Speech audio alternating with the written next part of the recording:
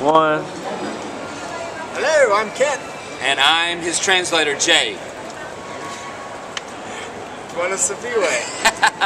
God bless you. Hey, we're here in London. We're on our travel back home. This is our last update of the 2011 African mission trip. One of the busiest airports in the whole world. We're in London. Have a few nice things to give to the family members back at home. I'm not going to tell you what it is, but got some cool stuff from London. They're having some Olympics here, I heard. 2012 Summer Olympics. Kristen, I think you're going to be very happy with what Jay got you, so you should be excited. You're going to be really excited. So we just want to give you a little final update of our African mission trip for this year, obviously. Obviously. So we had probably close to 500 to 600 confessions of faith. Danny will be getting you the exact number later on once they get all that tabulated. True. Show the Jesus film. Most places we showed it 2 times each day because they had a group showing it in KO and we had a group showing it in Mariquette each night. So we showed the Jesus film to thousands of people. And that's really the first year we've had the opportunity to have 2 separate groups and sets going, so that was really exciting. Yep. We don't know how many salvations we had, but we did present the gospel. We got in probably 10 schools, yep. Which is always good, and most of them invited us back, if not all of them. Got to go to the Capswar Boys School several times in a row and teach them, not just football, but also teach them from the Bible. And then we had 16 baptisms up in Mariquette. Yep.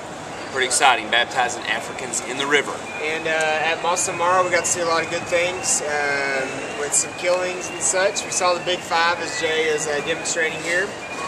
During the share time, the group down in Eldoret had a great time. There's a lot of people whose lives were changed and looking forward to coming back. And we're excited to be back. We're excited to head back towards Arkansas and start our last long flight before we get home. And Brad's ready to get back on his diet. Man, that guy can eat some Oreos. He can eat some Oreos and some M&Ms. I heard it's gotten him, made him a little fat. And ugali.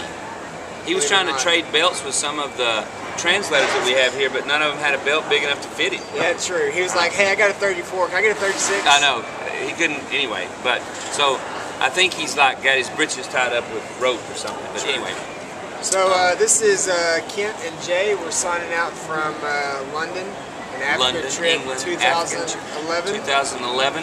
I got to teach for 2 days at the training center. Forgot about that. Had 38 students most of them are being sponsored by our church to go through the seminary program there, and they all came back after all of the translating, and they spent 2 days at the training center, and I got to teach them really incredible stuff, just talking the whole time about discipleship and how they can pass the message that they've received on to others, not only in their church but also people that they're meeting with in one-on-one groups and small groups, things like that. So really excited about that, and they had some great things to say about how the training center has really changed their life, has changed the way they do church, has changed their ministry, just so many cool things about that. So you'll get to be seeing some of that later too.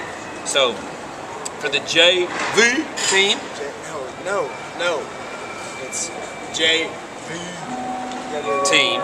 Okay, I'm sorry. I never did quite get that right, but or the Fab 8. He was picked last on the. He was picked last. No, I'm always picked last on the team. So anyway, love you, appreciate you for giving, for praying, for serving, helping First Baptist Church do missions, and we'll be home soon. See you back.